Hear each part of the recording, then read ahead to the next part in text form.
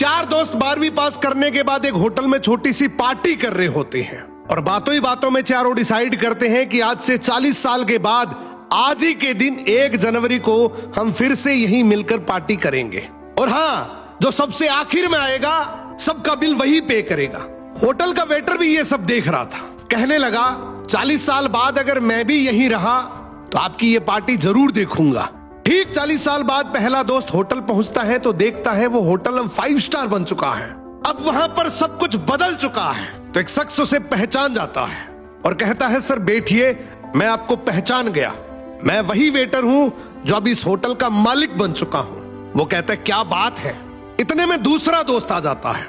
दोनों की बातचीत शुरू होती है कि बिजनेस ग्रो कर गया, सब कुछ अच्छा चल रहा है। दोनों अपनी अपनी बातें शेयर कर ही रहे होते हैं कि तीसरा दोस्त भी पहुंच जाता है, लेकिन चौथा दोस्त अब भी नहीं आया। तो जो सेठ होता है वो कहता है आप ऑर्डर कीजिए, मेन्यू में खाना वगैरह सेलेक्ट कीजिए, इतने में आपका दोस्त भी आ जाएगा। अब खाना भी लग गया। वेट करते करते काफी देर हो गई। उदास मन से ये तीनों दोस्त डिनर शुरू कर देते हैं। तीनों ने डिनर कर भी लिया, लेकिन चौथा दोस्त अब भी नहीं आया।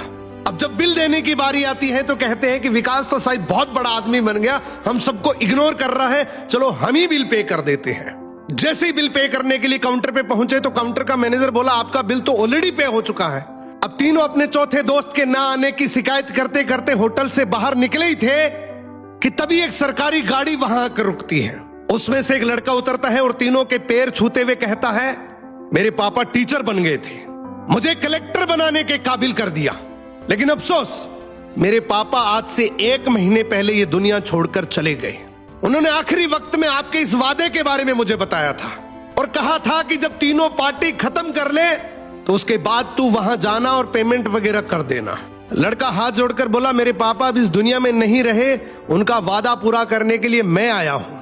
अब ये तीनों नम आंखों से रियलाइज करते हैं कि हम 40 साल बाद ही क्यों मिले, 40 दिन बाद क्यों नहीं मिले। सपनों से हमेशा मिलते रहिए, इससे पहले कि कोई आपका अपना ये दुनिया छोड़कर चला जाए, क्योंकि आदमी सिर्फ एक पानी का बुलबुला है। अब ये रील टेक करो ऐसे दोस्त को जिससे आप काफी टाइम से नहीं मिले और अब उससे मिलना चाहते हो।